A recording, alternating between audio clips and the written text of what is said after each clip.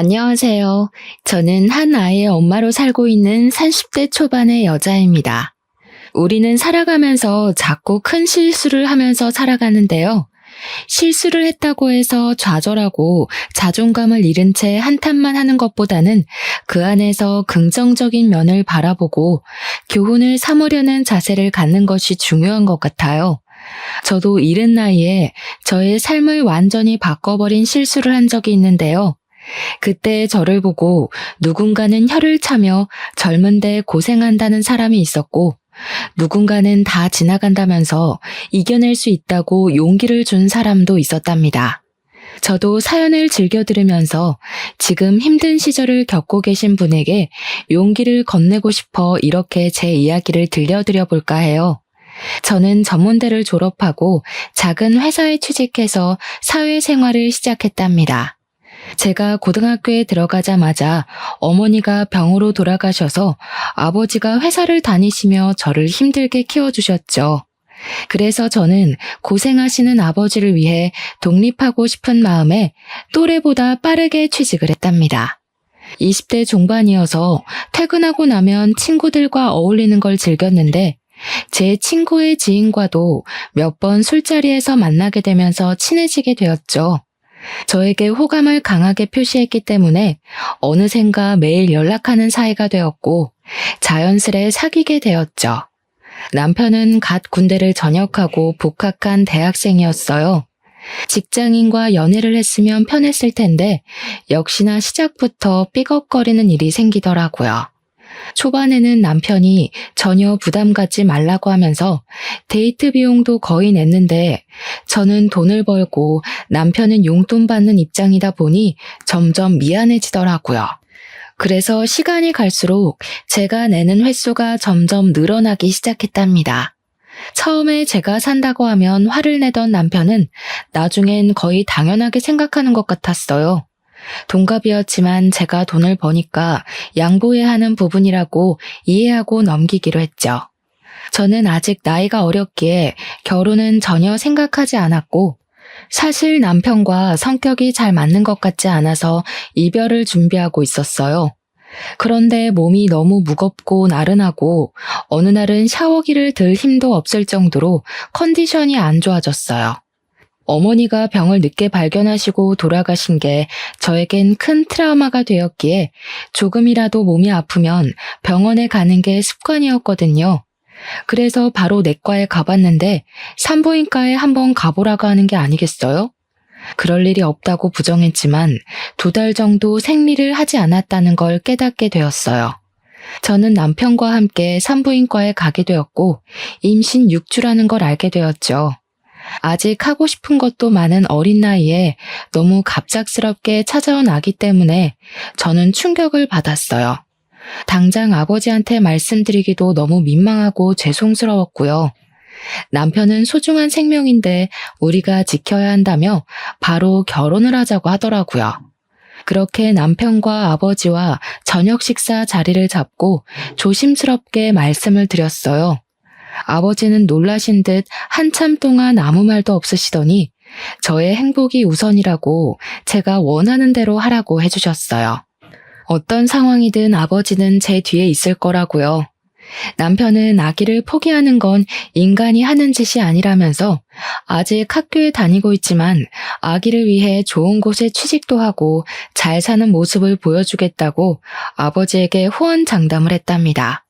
그때는 그런 모습이 믿음직스러워 보였죠.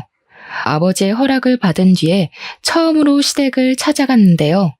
입덧을 심하게 해서 음식을 먹기도 힘들었고 몸도 너무 힘들었지만 제 나름대로 단정하게 꾸미고 떡 케이크도 준비했죠. 시댁은 작은 평수의 아파트였는데 현관문 앞에 서자 너무 긴장돼서 머리가 어질어질한 정도였어요. 저녁 식사 시간이었는데 들어가자마자 된장찌개 냄새가 훅 끼쳐서 토악질이 나오더라고요. 제가 입덧이 심하니 아무것도 먹고 싶지 않다고 남편에게 말을 해놨었는데 말이죠. 제가 손으로 입을 막고 있는 걸 본 어머님이 저를 싸늘하게 쳐다보시더라고요. 저녁 먹을 시간에 안 먹을 수도 없고 그렇다고 빵 쪼가리를 먹을 수도 없어서 그냥 밥 차렸다. 그렇게 냄새가 나면 넌 베란다에 잠깐 나가 있어라. 반기시지 않을 거란 예상은 했었지만 이렇게 처음 만난 순간부터 푸대접을 할지는 상상도 못했답니다. 저는 괜찮다고 말하고 소파 구석에 앉았어요. 남편은 너무 배고프다면서 어느새 식탁에서 혼자 밥을 먹고 있더라고요. 아버님은 저를 쳐다보지도 않으시고 텔레비전만 보고 계셨죠. 그때 시모가 제 앞에 와서 섰답니다. 지금 몇 주나 됐다고? 아직 수술할 수 있는 시기 아니니? 나이도 어린 것들이 무슨 배짱으로 결혼을 하고 애를 낳겠다고 찾아와? 쟤 아직 대학 졸업도 안 했어. 넌 뭐 어디 콧구멍만한 회사 다닌다면서? 아, 엄마, 무슨 그런 소름 끼치는 소리를 해. 우리 아기인데 당연히 낳아서 키워야지. 그리고 나 금방 졸업이야. 바로 대기업 취직할 거니까 걱정하지 마.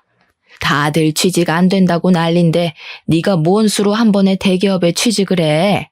너 쟤랑 결혼하면 인생 뻔하게 보이니까 하는 소리야. 애 키워야 된다고 아무 회사나 들어갔다가 40되고 50되는 거야. 넌 형이 그 좋은 회사 들어가려고 얼마나 스펙을 쌓고 노력을 했는지 다 봤으면서 그런 소리를 해? 어머님은 저를 마음에 안 든다는 표정으로 바라보시며 혀를 끌끌 차시더라고요. 엄마가 일찍 돌아가셨다며? 그럴수록 더 조신하게 살아야지. 이게 다 부모 망신시키는 거야. 이렇게 함부로 몸 굴리는 애들은 그래서 다 하자가 있다니까. 말씀이 너무 심하시네요. 아기는 제가 혼자 만들었나요? 저도 결혼하고 싶지 않았는데 어머님 말씀을 들으니 다시 생각해 봐야겠네요. 안녕히 계세요. 저는 너무 화가 나서 혼자 나와버렸답니다. 남편이 나와서 잡았지만 얼른 택시를 타고 집으로 와버렸어요. 다시는 남편 어머님을 만나고 싶지 않다는 생각이 강하게 들었고 결혼 역시 진행하지 않으려고 했죠. 하지만 남편은 아기가 있고 사랑하는데 어떻게 헤어지냐면서 매일을 찾아와 울더라고요. 제가 퇴근하고 집에 오면 아버지와 함께 집에 들어와 있기도 했고요. 저 역시 마음을 굳게 먹고 산부인과에 찾아가려고 했지만 막상 들어가려고 하면 발길이 떨어지지 않았어요. 이상하게도 눈물이 계속 나고 마음이 아파서 앞에 서 있다가 그냥 돌아오곤 했죠. 그러다 보니 벌써 임신 12주에 접어들었고 저는 결국 아기를 지키고 결혼을 하기로 생각을 바꿨답니다. 그러면 뭐 하나요? 시모가 제가 되바라졌다고 절대 안 된다고 반대를 한다는데요. 결국 아버지가 시부에게 전화를 해서 오래 대화한 끝에 상견례 자리를 만들 수 있었죠. 남편은 나이가 8살 차이 나는 형이 있었는데 이미 결혼했고 4살짜리 아들도 있었어요. 저는 상견례에서 처음으로 아주버님 부부를 만나게 되었답니다. 형님도 저를 보자마자 대뜸 너무 어리다면서 애가 애를 낳으니 큰일이라고 혀를 차는 게 아니겠어요? 식사하는 내내 시모는 아버지에게도 무례하게 굴었는데 제가 되바라졌고 가정교육이 안 되었다고 하더라고요. 아버지는 그저 묵묵하게 듣고만 계셨어요. 시모는 집에 여유가 없으니 집을 해줄 수는 없고 일체 지원도 없을 거라고 했답니다. 둘이서 살고 싶어 사는 거니 월세로 시작해서 살아야지 별 수 있겠냐 하더라고요. 그 말을 듣고 있는 아버지도 안타깝고 제 처지도 불쌍하게 느껴졌어요. 축복받으면서 결혼하고 신혼집을 예쁘게 꾸미는 꿈은 어느 여자에게나 있기 마련이잖아요. 어린 나이에 갑자기 한다고는 해도 저는 제가 이런 대우를 받으면서 결혼을 하게 되리라곤 상상도 하지 못했답니다. 결국 아버지가 보증금을 마련해 주셔서 투룸의 월세로 신혼집을 마련하게 되었죠. 결혼식도 가장 기본으로 단촐하게 했고 시모는 남보기 부끄럽다면서 지인들에겐 연락도 안 하고 가까운 친척들만 불렀더라고요. 남편도 친구가 별로 없다면서 10명도 안 왔죠. 오히려 제 하객이 더 많을 정도였답니다. 더욱 기가 막혔던 건 형님의 태도였는데요. 제가 신부 대기실에서 회사 사람들과 인사하느라 정신이 없는데 옆에 서서 계속 저를 지켜보고 있더라고요.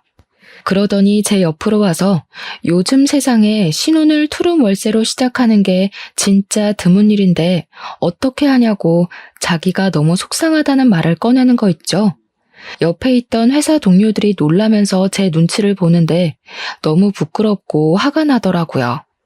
그러고는 유유히 가버리는 형님한테 한마디 해보지도 못한 채 정신없이 결혼식은 끝이 났답니다. 그렇게 시간은 흐르고 배는 점점 불러오기 시작했어요. 매달 드는 생활비는 제 월급으로 충당하고 있었는데 남편은 생각이 있는 건지 돈을 아끼지 않고 쓰더라고요. 저는 배가 더 불러오면 이제 일도 관둬야 하는데 아르바이트를 하던지 정 안 되면 시댁에 좀 말해보라고 남편에게 말했죠. 남편은 바로 시댁에 전화해서 무슨 어린애가 용돈 타령하듯이 돈을 달라고 하는 거예요. 그러더니 저에게 핸드폰을 넘겨주는 거 있죠. 야, 너는 생각이 있니 없니? 공부하느라 힘든 애한테 일을 해서 돈을 벌어오라고? 내가 이럴까봐 결혼 반대한 거야.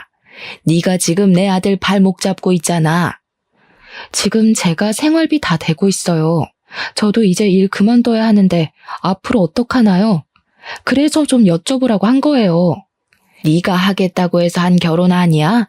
네가 책임을 져야지. 그리고 왜 일을 관둬? 요즘은 막달까지 다 일하고 애 낳더라. 뭐가 그렇게 힘들다고 벌써 관둘 생각을 해? 임신한 저는 새벽부터 준비해서 일 가야 하는데 아드님은 수업이 다 오후라고 천하태평이에요. 그럼 아침 시간이 비면 잠깐 아르바이트 할 수 있는 거죠. 왜 제가 다 해야 돼요? 아침에 공부를 하는지 잠을 자는지 네가 어떻게 알아? 네가 봤어? 우리 아들 어줍잖은 데 가서 돈 벌어오라고 시키지 말고 네가 애 낳기 전날까지 다녀. 대기업 다니려면 스펙 쌓으면서 준비해야 되는 거 알아 몰라? 그러고는 전화를 끊어버리더라고요. 저는 친정아버지에게도 차마 말을 할 수가 없어서 저는 정말 애 낳기 일주일 전까지 일을 다녔습니다. 회사 동료들이 오히려 제 몸 상태를 걱정할 정도였어요. 차마 돈이 없어서 다닌다는 말은 하지 못하고 젊어서 괜찮다며 웃어 넘겼죠. 임신 기간 내내 제가 먹고 싶은 음식 사 먹어본 게 손에 꼽을 정도여서 너무 서러웠답니다. 그런데 남편은 밖에서 사 먹을 거 다 먹고 술도 먹고 다니더라고요. 제 카드는 안 쓰는 걸 보니 시모가 따로 용돈을 챙겨주는 모양이었어요. 기대하지도 않았지만 그렇다고 자기 손주를 임신한 며느리한테 과일 한 번 사준 적 없고 집에 찾아오지도 않았답니다. 저는 그렇게 아기를 출산하면서 회사를 그만두게 되었어요. 워낙 작은 회사였기에 저에게 육아휴가까지 주면서 남아있으라고 하진 않더라고요. 암묵적으로 잘린 거나 다름없는 상황이었답니다. 저는 좁은 집에서 매일 아기를 돌보며 육아를 하게 되었는데요. 책을 읽으면서 준비를 했는데도 막상 진짜 아기를 키우자 너무 힘들고 어렵더라고요. 처음엔 목욕시키는 것도 너무 무섭고 속삭에 감싸는 법도 모르겠더라고요. 이럴 때 남들처럼 친정엄마가 함께 도와주고 알려주면 얼마나 좋았을까 하는 생각에 서러움이 밀려왔죠. 시부모는 아기를 낳은 당일에 병원에 와서 손주 얼굴만 쓱 보고는 저는 보지도 않고 가버렸다네요.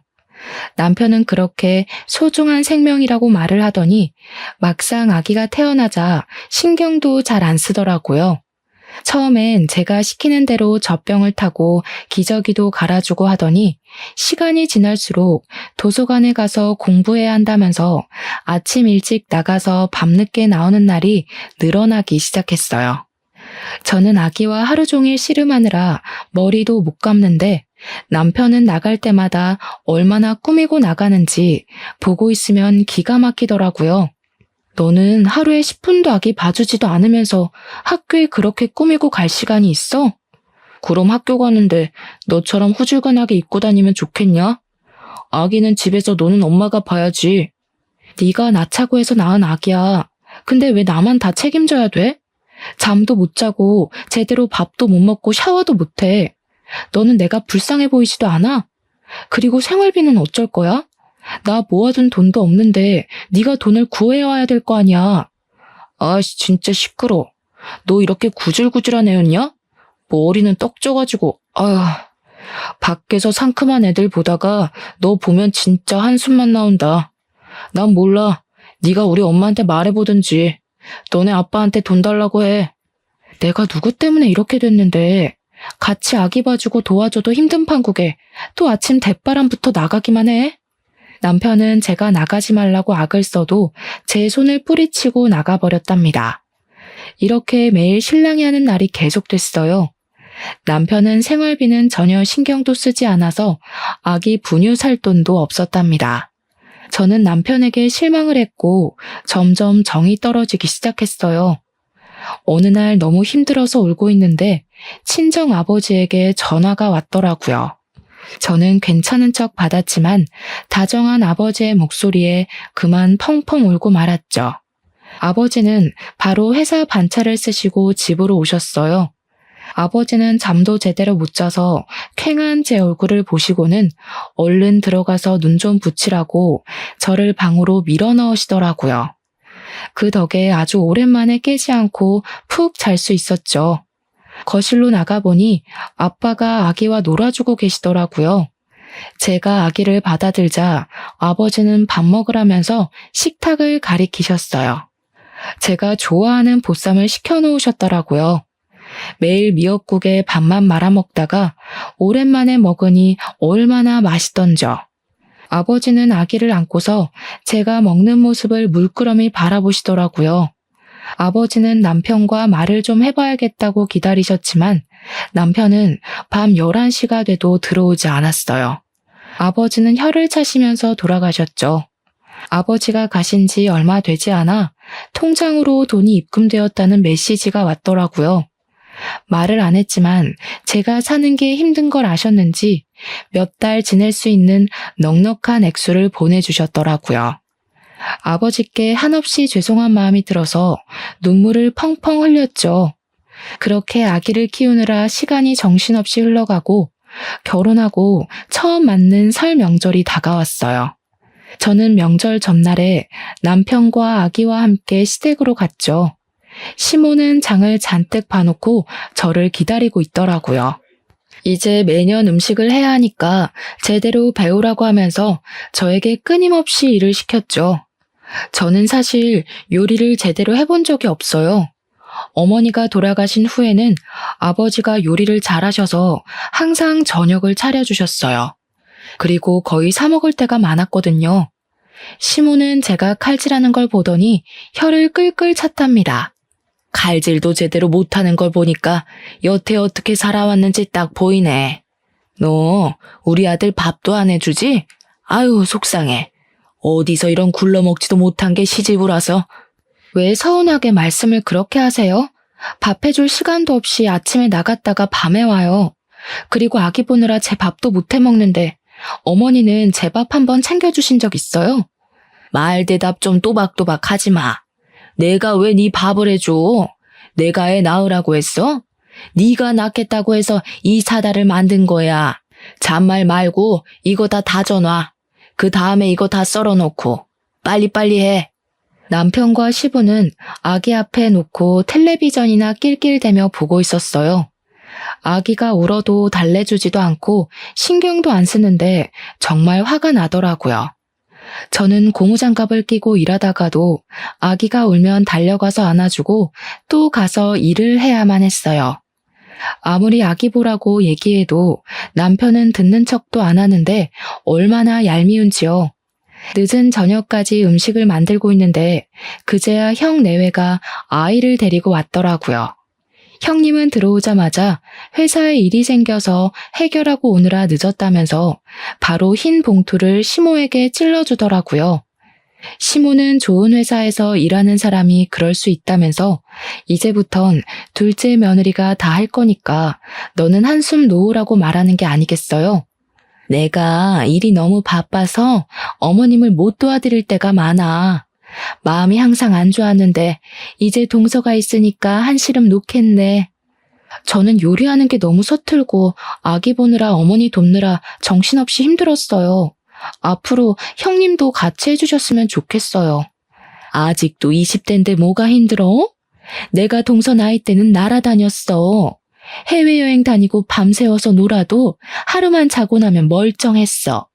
하긴 동서는 아기가 있어서 어디 동네 앞도 제대로 못 나가겠네. 아휴, 그러게 왜 사고를 쳤어? 다 그 나이 때 누려야 될 게 있는데 옆에서 보는 내가 다 안타까워. 형님, 저번부터 느꼈던 건데 말씀을 이상하게 하시네요.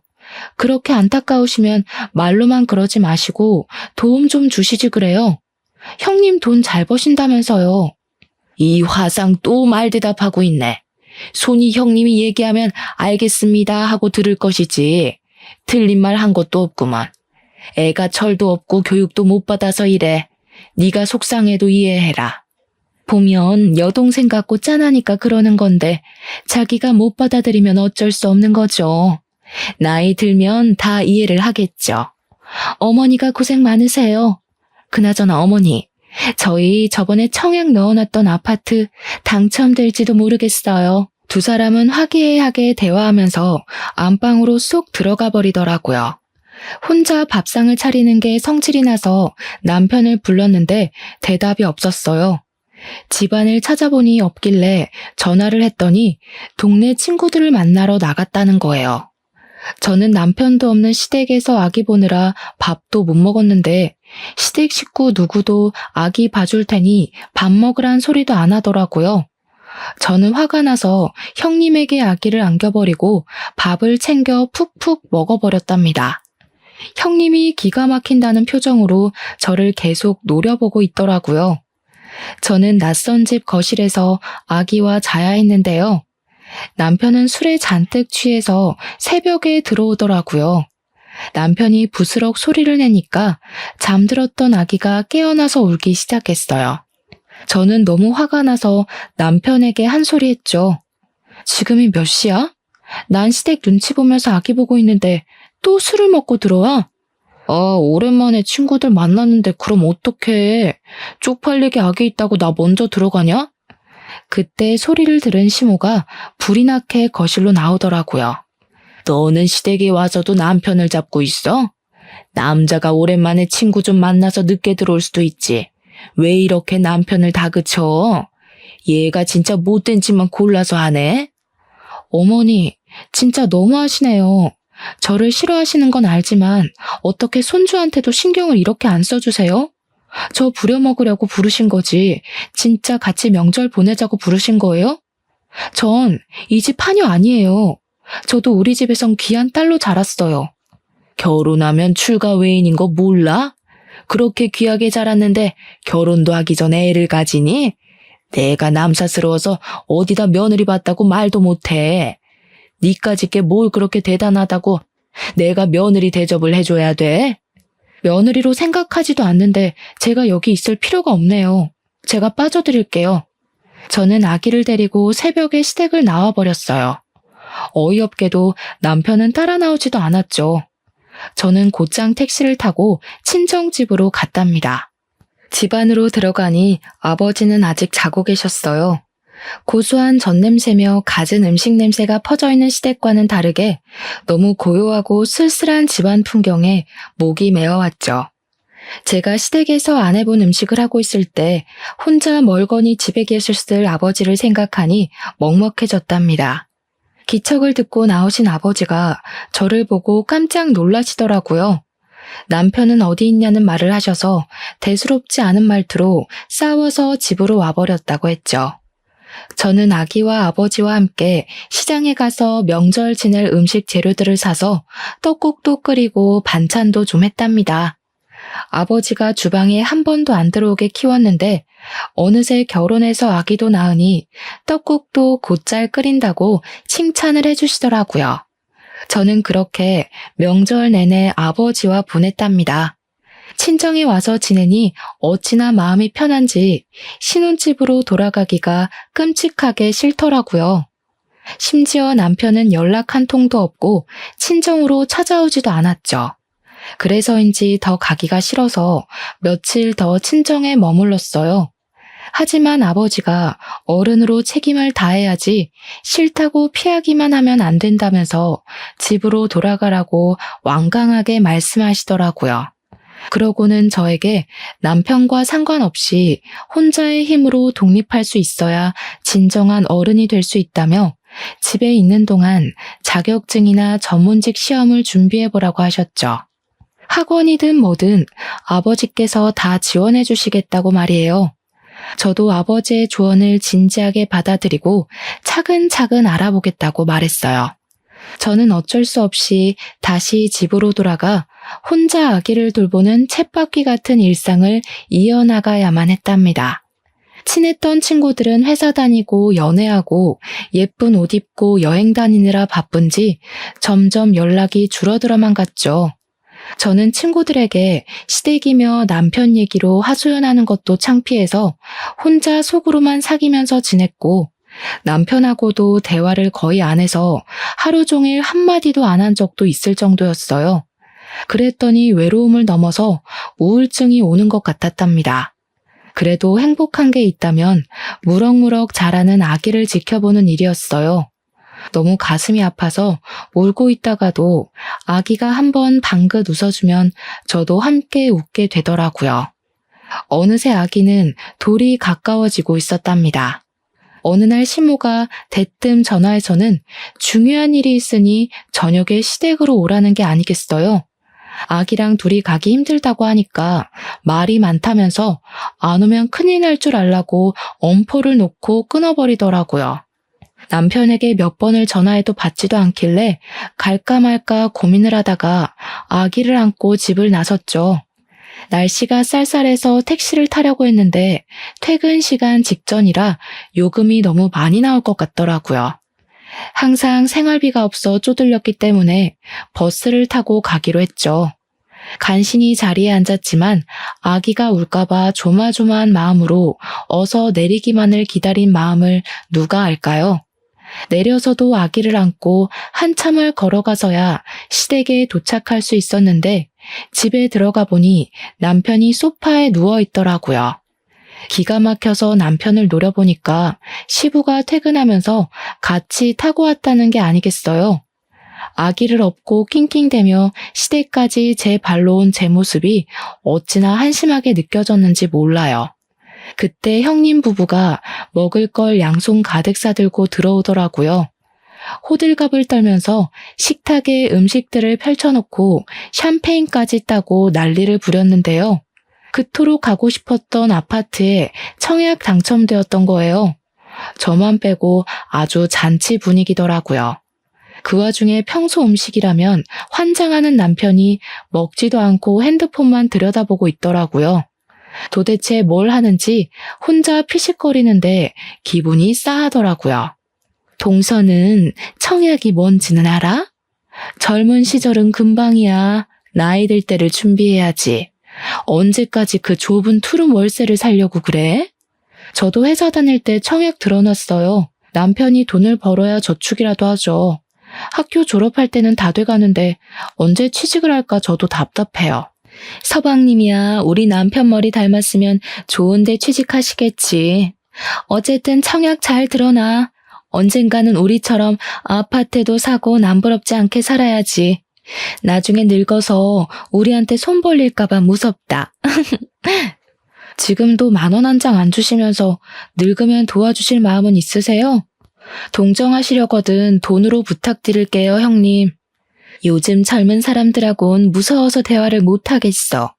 아님 동서가 유별나게 속이 뾰족한 거야? 아기 생각해서 열심히 살아. 요즘엔 부모가 가난하면 아이가 제일 상처받아. 우리 딸 봐. 얼마나 밝고 예쁘게 컸어? 요즘은 부모 경제력이 아이 얼굴에 나타나는 법이야. 형님, 저한테 막말하는 건 참아도 우리 아기한테 함부로 말하지 마세요. 내가 소리를 삑 지르자 형님이 눈을 동그랗게 뜨는 표정을 짓더니 고개를 절레절레하며 주방으로 들어가 버리더라고요. 남편은 바로 옆에 있으면서도 어떤 대꾸도 안 하고 핸드폰만 들여다보고 있었죠. 시간이 지나도 저와 아기에 대한 대우는 달라질 것 같지 않았어요. 제가 엄청 부자가 되지 않는 한 더욱더 무시할 것 같았죠. 너무 속이 상해서 음식도 거의 먹지 않고 서둘러 집으로 돌아와 버렸답니다. 경제적인 문제는 결혼 생활 내내 저를 괴롭혔어요. 저는 급할 때마다 어쩔 수 없이 아버지에게 부탁을 해야만 했고요. 그래도 월세는 시댁에서 주는지 남편이 내고 있었는데요. 어느 날 집주인에게 전화가 왔는데 월세를 2달이나 밀렸다고 하는 거 아니겠어요? 너무 놀라서 남편에게 전화하니 옆에서 시끄러운 소리가 들리고 여자 목소리도 들리더라고요. 도저히 시끄러워 통화를 할 수가 없어서 당장 집으로 오라고 소리를 질렀답니다. 하지만 남편은 또 밤늦게 나타났어요. 집주인한테 전화 왔는데 월세가 2달이나 밀렸다며. 어떻게 된 거야? 집에서 월세 받는 거 아니었어? 아니, 쓸 돈이 모자라서 잠깐 썼어. 나도 학교 다니려면 돈이 있어야 되잖아. 유지비도 필요하고. 뭐? 유지비? 개똥 같은 소리 하네. 지금껏 아기 기저귀 하나 지 돈으로 사본 적이 없는 게 머리에 똥 만든 게 무슨? 야, 너 남편한테 말 다 했어? 너 내가 우리 엄마한테도 말 대답하는 거 다 참고 아무 말도 안 하고 있었는데 너 진짜 안 되겠다. 연애 때랑 완전히 딴판이야. 너 나 속였냐? 네가 날 속였겠지. 너네 엄마가 나 무시하고 상처 주는 말 하는 건 안 들리니? 너 당장 나가서 편의점 알바라도 해서 돈 벌어와. 아님 너네 엄마한테 말해서 월세 당장 메꿔놔. 아 싫어. 네가 말하든지 말든지 난 몰라. 쫓겨나면 그만이지. 넌 너네 집으로 가고 난 우리 집으로 들어가서 살던가. 아님 너네 아빠한테 좀 말해보던가. 장인어른 월급 많이 받으시잖아. 남편은 방으로 문을 쾅 닫고 들어가 버리더라고요. 그렇게 몇 시간이 흘렀고 저는 다시 대화를 해보기 위해 방으로 들어갔답니다. 남편은 천하태평하게 침대에 뻗어서 잠을 자고 있더라고요. 남편의 옆에 있는 핸드폰에서 메시지 알람이 울리길래 쎄한 기분이 들어 한번 확인을 해보기로 했어요. 아니나 다를까 어떤 여자와 깨볶는 메시지를 끊임없이 보내고 있더라고요. 여자의 프로필 사진을 보니 남편과 둘이 찍은 사진을 대문짝만하게 걸어두기까지 했더라고요. 저는 계속 핸드폰만 보는 남편을 보면서 어느 정도 심증이 있었기에 크게 충격받지도 않았답니다. 저는 재빠르게 저의 핸드폰으로 다 옮겨 담고 남편을 흔들어 깨웠죠. 너 이거 뭐야? 남편 노릇도 안 하면서 너 지금 바람까지 피워? 야, 남의 핸드폰은 왜 봐? 너 이거 범죄야? 이게 진짜 못된 짓만 골라서 하네. 나 진짜 지겨워서 이렇게 못 살겠다. 아 진짜 지긋지긋해. 남편은 그렇게 도망치듯이 나가버렸고 며칠이 지나도 집에 들어오지 않았어요. 그러던 어느 날 누군가 배를 누르기에 봤더니 시모가 찾아온 게 아니겠어요. 시모는 집안에 들어서자마자 혀를 끌끌 차시더라고요. 내가 이럴 줄 알았어. 애 키우는 집이 이렇게 더러워도 되냐? 근본이 안 된 어미한테서 저게 뭘 배운 거야? 얼마나 남편이 쥐 잡듯이 잡았으면 무섭다고 애가 집에를 안 간다고 그러니? 너 안 되겠다. 당장 우리 아들한테서 떨어져.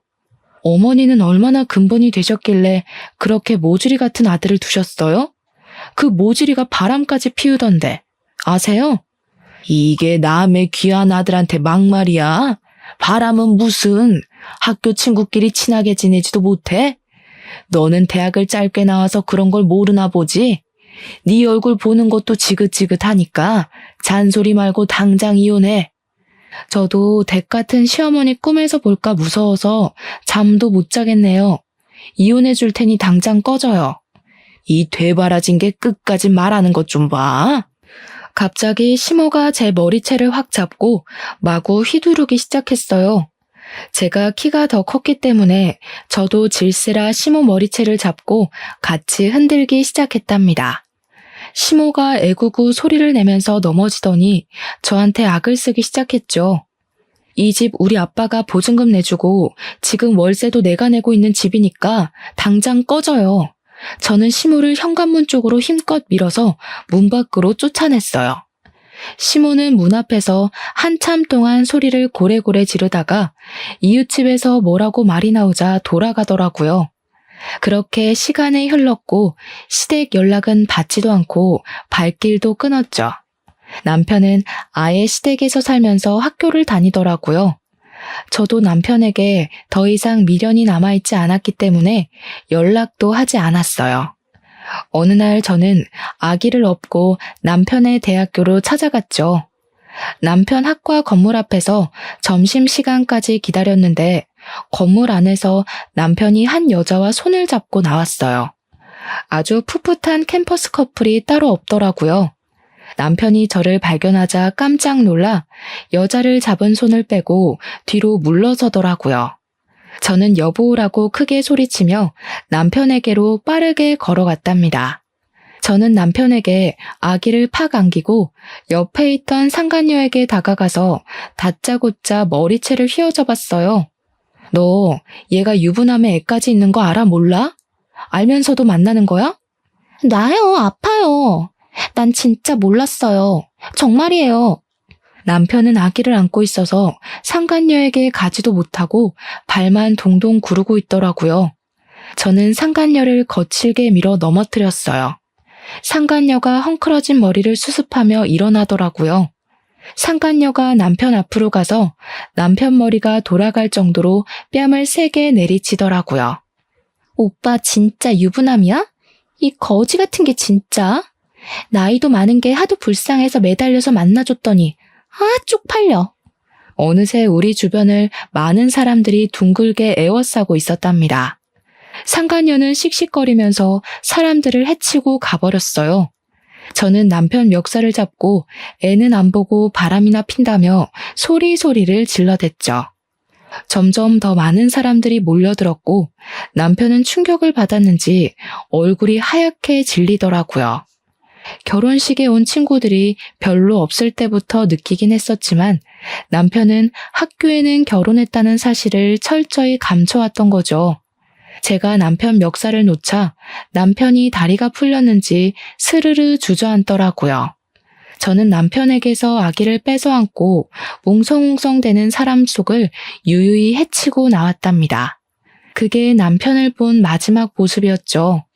저는 남편을 찾아가기 전에 이미 이혼 서류를 시댁에 보내놓은 상태였고 위자료는 받을 생각도 하지 않았어요.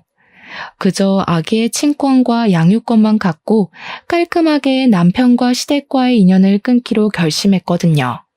남편과 싸우면서 질질 끌기보다는 하루라도 더 빨리 새로운 인생을 시작하는 게 더 현명하다고 생각을 했으니까요.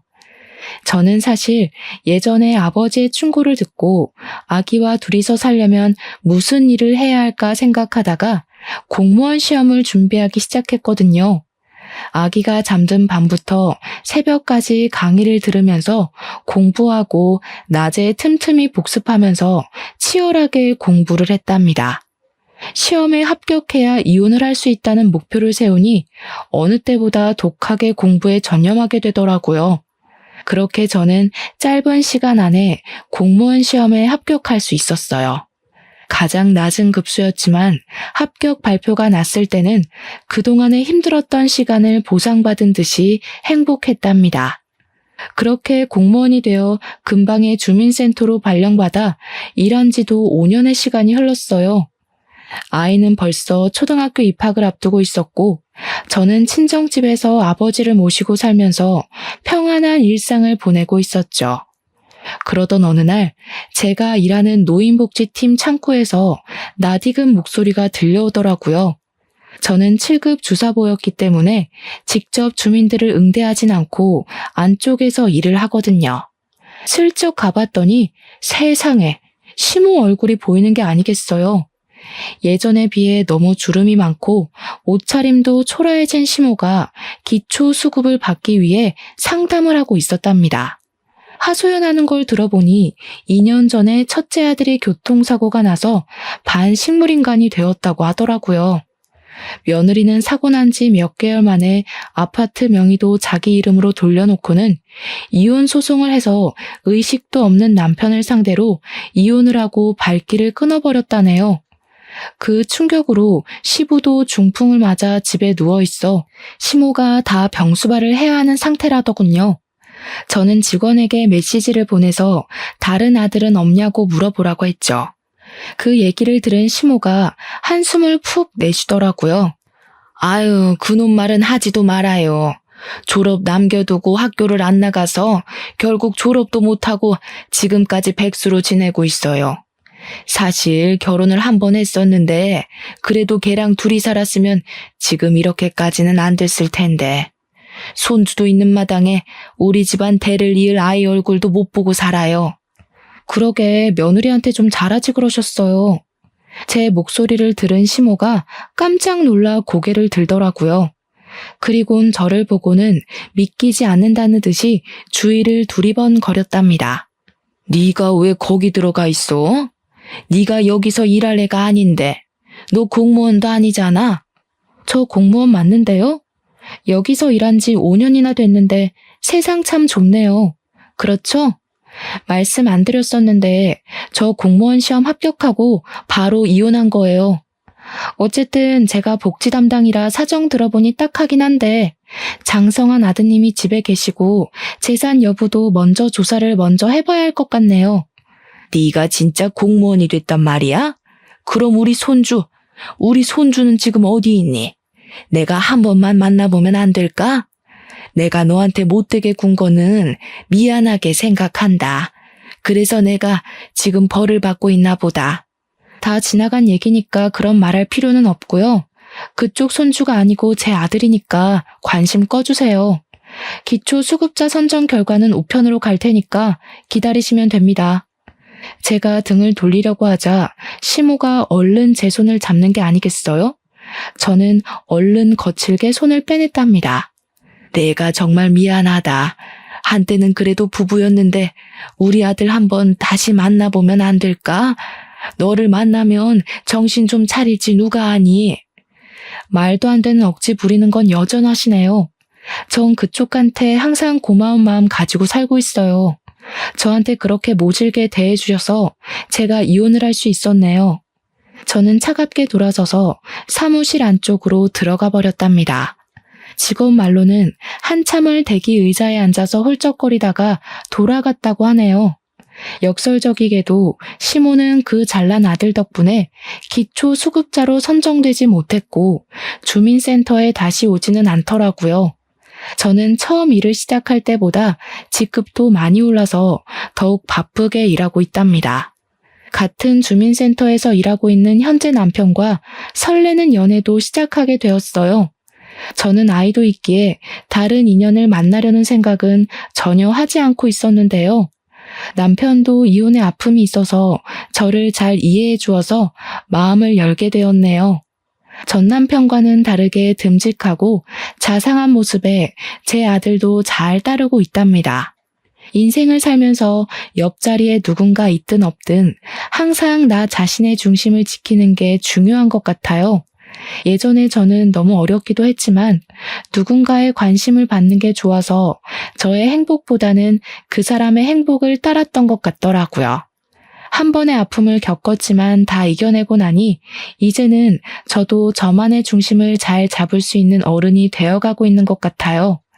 앞으로도 다른 사람에게 휘둘리거나 흔들리지 않고 저와 아이의 행복만을 생각하면서 살아가려고 한답니다. 여러분도 놓쳐버린 행복을 꽉 잡고 즐거운 인생을 사시길 바라면서 제 사연을 마치겠습니다. 들어주셔서 감사합니다.